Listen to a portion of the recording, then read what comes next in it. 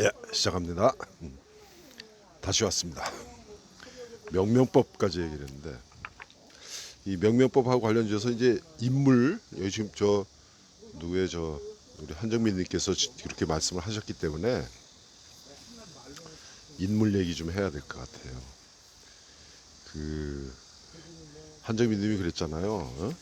제한적인 이야기 중심을 이루는 인물 한두 사람으로 제한하는 게 일반적이다. 예, 일반적으로는 그래요. 단편 소설에서는 뭐 인물 많이 등장하지 않죠. 그냥 이름 정도만 등장하고 실제 사건을 이끌어 나가는 사람은 딱 제한적이죠. 그런데 꼭 그럴 필요는 없다 이런 겁니다.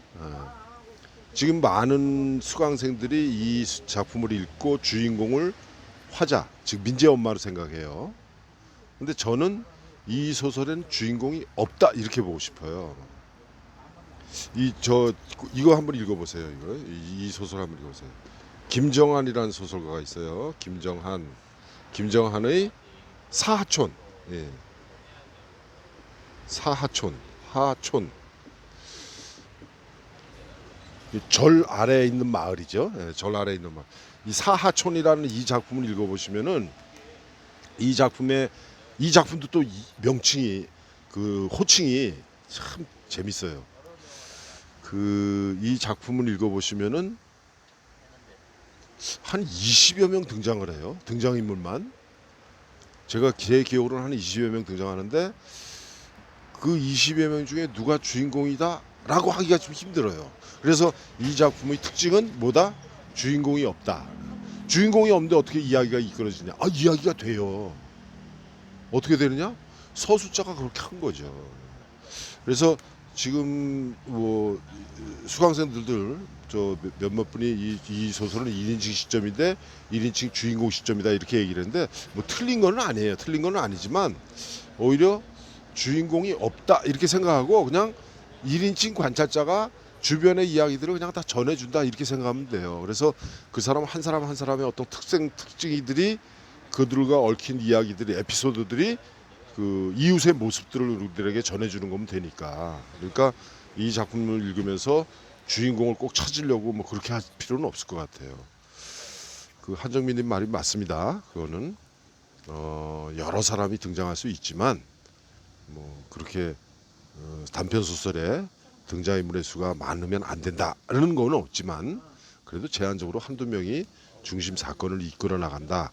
네, 그건 맞아요. 일반적으로는 그런데 이 이웃의 것이라는 작품도 그렇고 김정한의 사하촌이라는 이 작품도 그렇고 주인공이 없어도 돼요. 없어도 이야기 충분히 이끌어 나갈 수 있습니다. 자, 그다음에 구성. 여기서 한정민님이 이런 얘기를 했어요. 시간 순서대로 배열된 사건을 서술한 것이 스토리라면 플롯은 사건들 사이의 인과관계겠죠. 예, 오자예요. 인과관계가 강조된 서술이다. 예, 맞습니다. 아까 얘기했어요. 왕비 죽었다, 왕이 죽었다. 예. 그래서 이웃의 것은 소소한 사건을 인간관계에 초점을 맞추어 전개하고 있다. 예. 여기는 인간관계가 맞아요. 예. 인간관계 그 사람과 이 서술자하고 저 그 대상하고 그 두 사람의 인간관계에 초점을 맞춰서 전개하고 있다. 잔잔하지만 극적 긴장이 있고 나름의 반전도 있다. 한정민님은 그렇게 느꼈어요. 예, 한정민이처럼 이렇게 얘기할 수도 있습니다. 그러니까 아랫집 아줌마하고 갈등이 있었죠. 반장 아주머니의 행태, 그리고 몽이가 맞은 일, 그 다음에 몽이는 개죠. 개.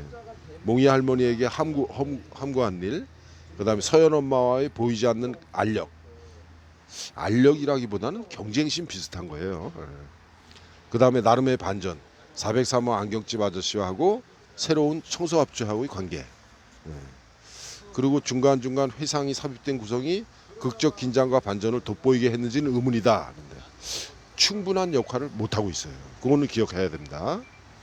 등장인물이 많으면 행위와 사건의 배열은 조금 단순하게 가면 어떨까 싶다. 이런 지적이 나올 수 있어요. 이렇게 김정한의 사촌 같은 경우는 절 밑에 있는 마을, 이게 무슨 핵심 사건은 뭐냐면은 절이 소유한 농토를 소작하는 사람들이 모여 사는 마을이에요. 그래서 소작료를 올리니까 거기에 반발해 가지고 이제 절에 항의하러 가면서 이야기가 끝나는데 그런 얘기거든요. 그러니까 흔히 얘기해서 소작쟁이 뭐 이런 문제예요. 그런 문제다 보니까 그 사하촌에 살고 있는 마을 사람 한 사람 한 사람이 다 주인공이 되는 거예요.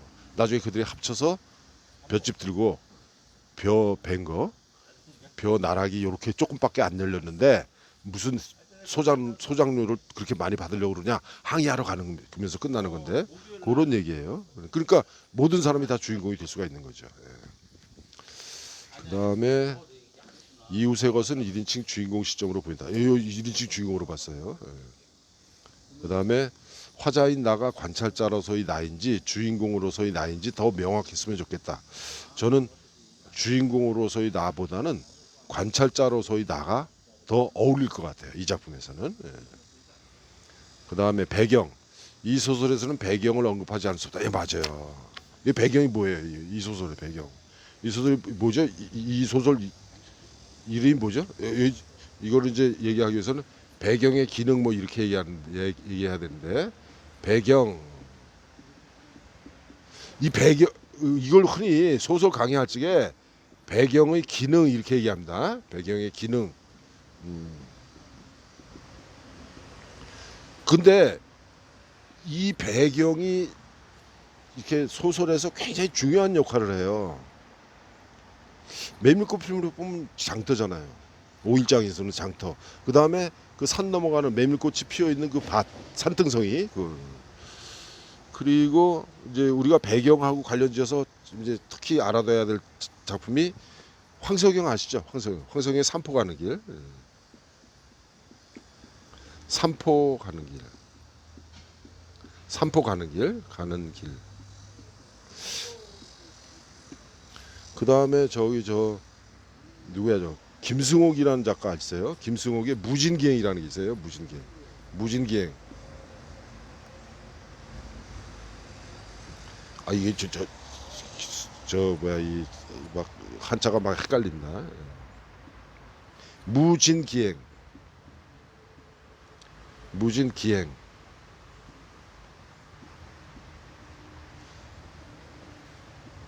요 무자가 요 안개 무자입니다. 안개. 그러니까 안개 낀 나루터 갔다 온 이야기 이런 얘기예요. 아 근데 이거 저 참고 삼아서 말씀드리는데 산포 가는 길, 무진기행 우리나라에 없습니다. 작가가 만들어낸 공간이에요. 이 산포 가는 길에서 배경은 이건 흔히 저 영화 중에 그런 거 있죠. 로드 무비. 이 산포 가는 길은 이게 흔히 얘기해서 여로라고 그러죠. 여행의 과정. 그 여행의 과정을 얘기하는 거고 무진기행에서는 무진에 갔다 온 이야기예요. 생각해 보세요. 무진글은 뭐예요? 아까 뭐래서 안개 무자라고 그러잖아요. 안개가 쫙 껴져. 앞이 안 보여요. 미래가 안 보여요. 그러니까 굉장히 막연하고 막막하고 그 미래가 불투명하고 뭐 그런 얘기예요. 그다음에 산포 가는 길은 산포까지 가는 과정 속에 일어난 이야기니까 이 산포로 가는 이 여로 길 위에서의 그 이야기가 배경은 길 위가 되는 거고 무진기행에서는 무진이 배경이 되는 거예요. 이것처럼 나는 이 작품을 읽으면서 제목을 왜 이렇게 했나 이런 생각을 했어요. 왜 그러냐 하면은 생각해 봅시다. 지금 이 이웃의 것의 배경이 어디예요? 빌라잖아요. 무슨 빌라? 예. 대진이 맞나요? 대신 드림빌 이렇게 돼 있어요. 대신은 그럼 뭐라 할까? 뭐 이거 저 어떤 업체도 있는데 큰 대자에 믿을 신 뭐 이 정도 해도 될까요? 그럼 드림빌은 어떻게 돼요? 드림 이렇게 되겠죠? 줄여가지고 그냥 드림빌 이런데 나는 여러분들은 어떻게 생각하시는지 모르지만 이 작품 속에 나오는 대신 드림빌이 이 이웃의 것을 쓰신 분이 진짜 거기서 사셨는지는 모르겠는데 이것하고 요것하고 이 꿈 아니에요 꿈. 크게 믿는다는 뜻이잖아요. 크게 없는 사람들끼리 꿈을 꾸며 사는 마을이야. 그죠? 그러면은 오히려 이것하고 관련 지어가지고 배경이 대신 드림빌이니까 이 대신 드림빌이라는 거 지금 여기서 말하는 5층짜리 5층 빌라, 이거 빌라에 사는 여러 가지 이웃들, 이거만 배경으로 생각할 게 아니라 저는 이 작품에서 한 걸음 더 나가서 이 소설 속의 내용들이 대신하고 아닌 거, 그러니까 믿을 수 없는 사람들, 이런 얘기. 드림빌, 꿈꾸는 사람들이 모여 살아야 되는데 꿈이 없는 사람들. 그렇게 해서 제목을 아이러니로 잡았으면 좋겠어요. 아이러니로, 이거 아이러니 이렇게 해야죠. 아이러니.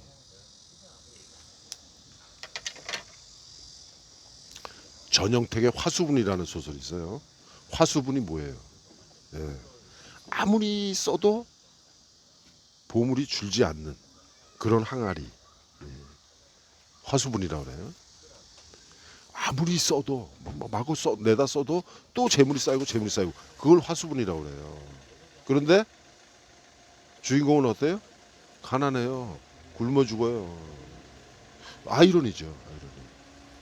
여러분 잘 아시는 거 있어요? 운수 좋은 날. 운수 좋아요? 나중에 마누라가 죽었는데 모르지 뭐. 요즘도 저 우스갯소리로 마누라 죽었으니까 뭐 병풍 뒤에서 웃는다고 그러는데 그건 아니잖아요. 소설에서는 그게 아니잖아요. 그러니까 운수 좋은 날 뭐예요? 저거예요. 저 아이러니예요. 내가 자주 인용하는 김동인의 복녀. 복녀 이름이 뭐예요? 복이 많아야 될 거 아니에요. 복 없잖아요. 복녀는. 그러니까 이것도 아이러니한 명명법이고, 이 저 뭐야 운수 좋은 날도 그렇고 화수분도 그렇고 아이러니 식으로 제목을 지은 거예요. 나도 대신 드림빌을 그렇게 했으면 좋겠어요. 그래서 대신 드림빌이라는 것에서 난 그런 얘기가 나올까 했더니 그게 아니야. 하긴 근데 어떻게 보면 거의 그 믿음이 없죠. 거의 이웃 간에 믿음이 없어요. 꿈이 있나? 꿈도 별로 없는 것 같아요. 그래서 오히려 이런 면이 더 강조가 됐으면 어떨까? 저는 그런 생각을 했어요. 지금 여기 그 한정민님은 배경을 그렇게 얘기했어요. 작품의 제재를 이끌어내는 역할을 톡톡히 하고 있는데 도시의 한 빌라가 이 작품의 공간적 배경이다. 한정되고 생생한 공간을 설정해 놓으니까 그 공간에서의 문제가 나오죠. 청소 문제 나오잖아요. 당당.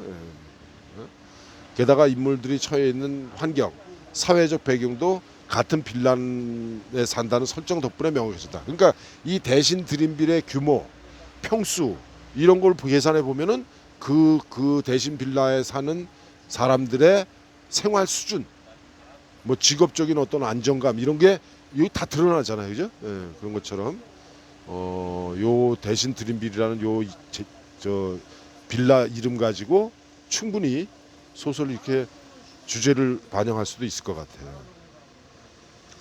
이것하고 관련지어서 하나 더 얘기해야 될 게 뭐냐면은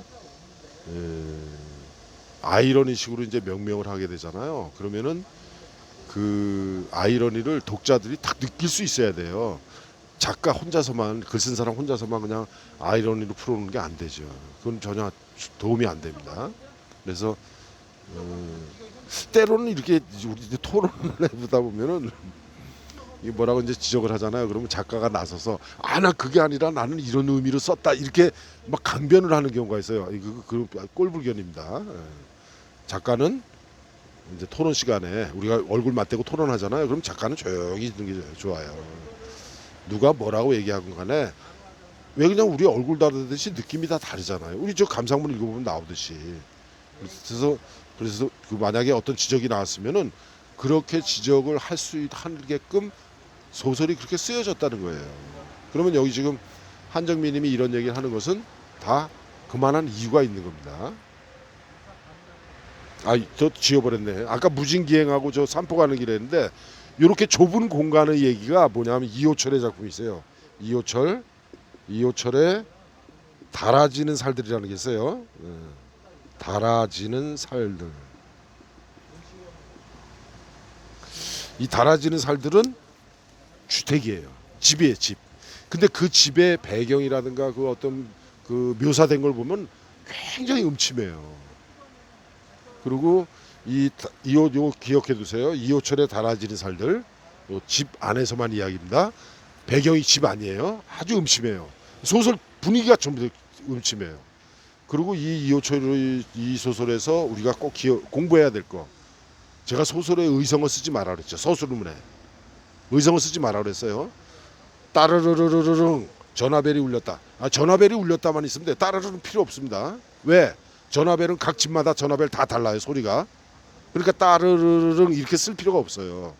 그래서 제가 의성어는 쓰지 말라 그랬는데 이호철의 이 달아지는 살들에서는 의성어가 굉장히 큰 역할을 해요.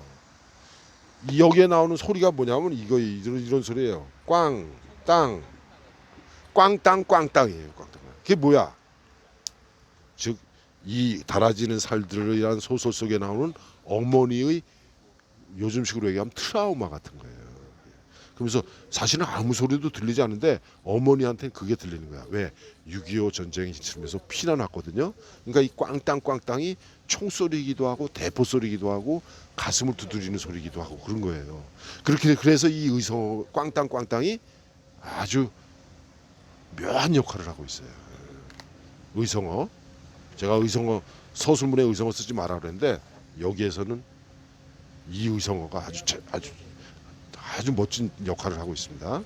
그다음에 여기 문장하고 묘사를 말씀하시면서 뭐라 하냐면은 이러이러한 문장들을 보니까 생동감 넘치는 인물 묘사는 읽는 이의 관심을 끄는 한 요인이 된다.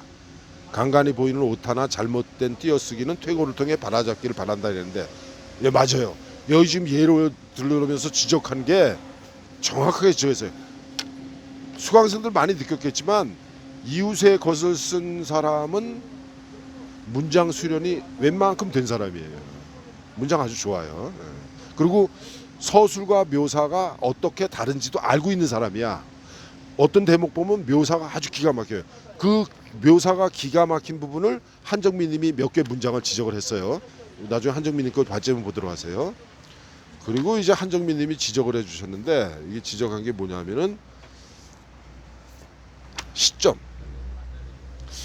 지금 이 이웃들의 것을 읽다 보면은 시점이 조금 혼동되는 경우가 있어요. 그게 뭐냐면은 같은 1인칭인데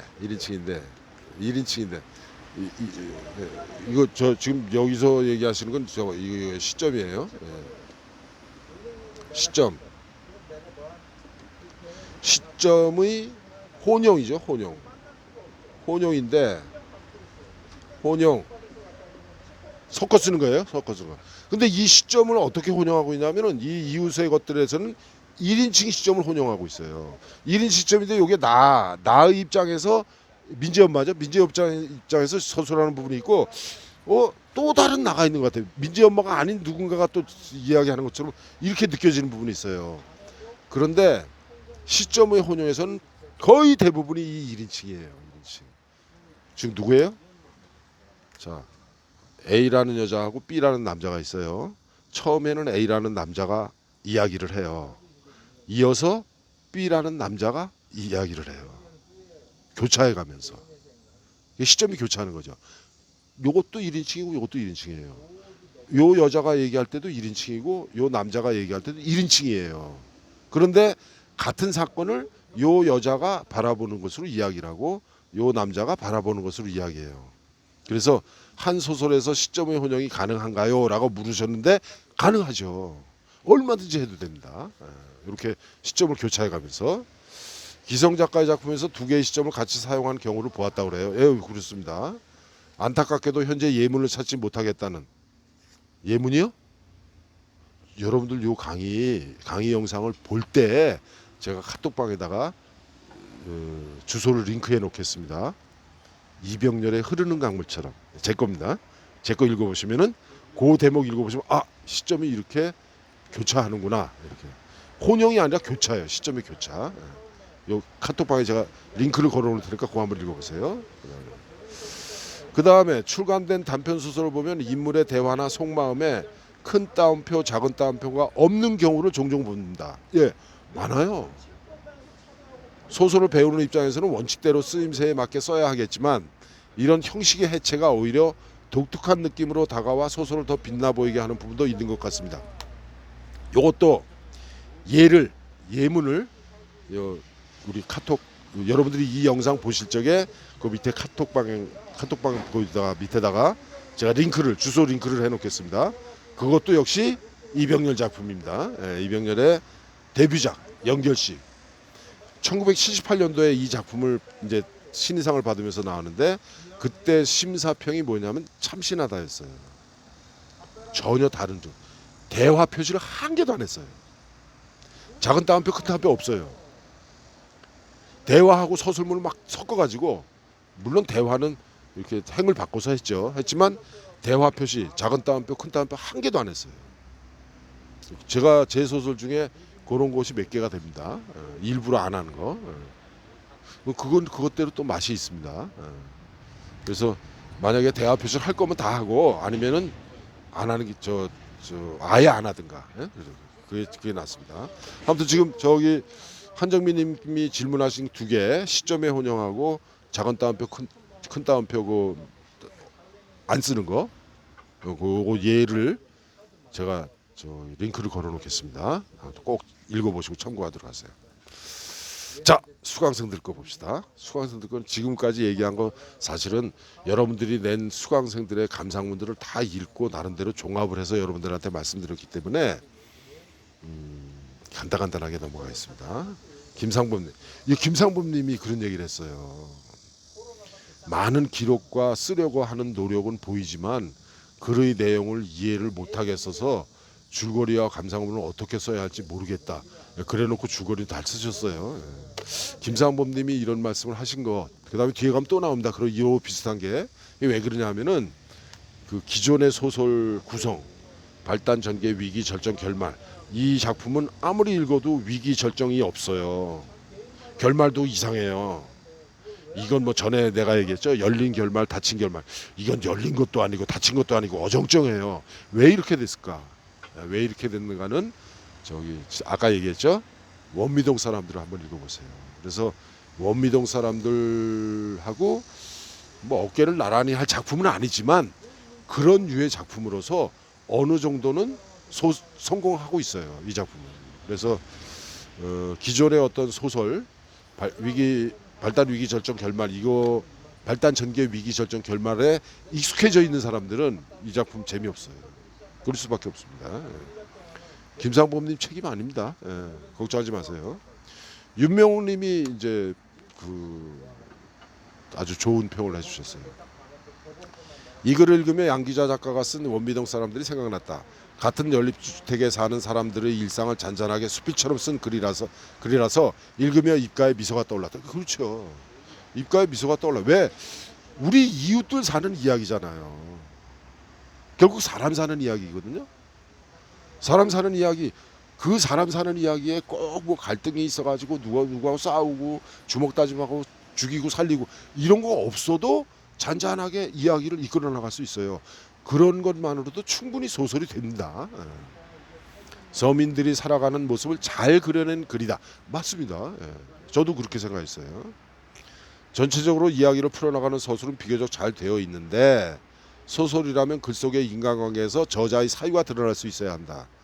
이게 왜 윤명훈님이 왜 이런 얘기를 하냐면은 윤명훈님은 이 글 속의 민재 엄마를 1인칭 주인공으로 봤기 때문에 그래요.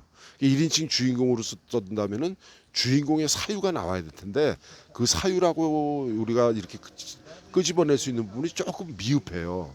그래서 저는 1인칭 관찰자로 봤습니다. 1인칭 관찰자로. 그래서 1인칭 주인공처럼 행세하는 부분을 더 약화시키면은 1인칭 관찰자만으로만 맡겨놓는다면은 오히려 성공할 수 있어요.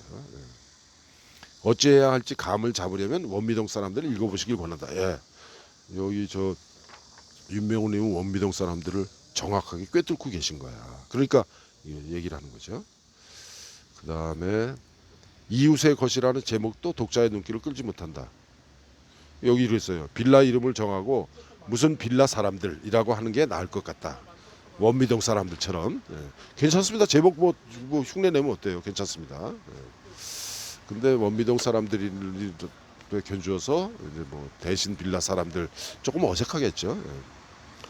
그 다음에 서미숙님이 쭉 서미숙님이 지적한 건 문장들 지적한 거 있으니까 자세히 좀 읽어보세요. 제일 큰 거 서연 엄마하고의 관계 이상해요. 앞에 얘기 다 해놓고 뒤에 가서 또 궁금해하고 그래요. 예, 그런 거 있어요. 하도가 무엇인지 궁금합니다. 네이버 검색으로도 알 수 없네요. 저희 푸른 이거 푸른 뭐였죠? 거기로 바꾸잖아요. 청소 용역 업체를. 근데 전에 하던 사람이 와서 한단 말이야. 아니 어떻게 하셨어요? 일당 좀 많이 달라고 그래야 되겠네. 아이 우리 나 하도라서 그러지도 못합니다. 그래. 지금 이거 서미숙님이죠. 예. 하도급은 아시죠? 하도급입니다. 하도급. 이거 잘못하면 이거 토자로 있겠네. 예. 하도급입니다. 하도급. 무슨 공사를 하잖아요. 공사를 하면은 시행사가 있고 시행사 그다음에 시공사가 있어요. 공사. 여기서 이제 일을 주잖아요. 그럼 일을 직접 이 사람들로부터 일을 받은 사람 이걸 원청업체라고 그래요. 원청업체. 원청업체가 일을 다 하나요? 현대건설에서 수주를 했어요. 현대건설이 다 하나요? 아니에요. 현대건설이 나눠줘요. 야 너희들이 골격해. 너희들은 유리창 모양이고 너희들은 인테리어 해. 이거를 뭐라고 하청업체라고 그래요. 하청업체. 근데 이 하청업체가 여기에서 끝나는 게 아니에요. 또 하청을 줘요. 재하청을 줘요. 그래가지고 저는 예를 들어서 시행사에서 원청업체한테 만약에 100원에 됐다. 그럼 여기 가면 여기 이거 다 합치면 100원이 안 돼요. 한 90원밖에 안 돼요. 10원은 지들이 일도 안 하고 10원 먹는 거지. 그리고 하청업체가 또 하청을 줘요. 그러면 한 80원에 하청 주는 거예요. 지들이 10원 먹고 이런 거예요. 요 관계를 하도급이라고 그래요. 하도급. 그래서 아유 나 하도입니다. 하도. 예, 그런 뜻입니다. 그래서 내가 일을 받은 게 아니라 남이 일 받은 거 제가 대신하는 거예요. 이런 뜻입니다. 그다음에 제목과 내용 연결시켜서 명확한 연결성 보자. 아까 얘기했죠. 이웃의 것. 이 제목이 안 어울려요. 글쓰기의 기본기를 단단히 다져놓으신 분 같다.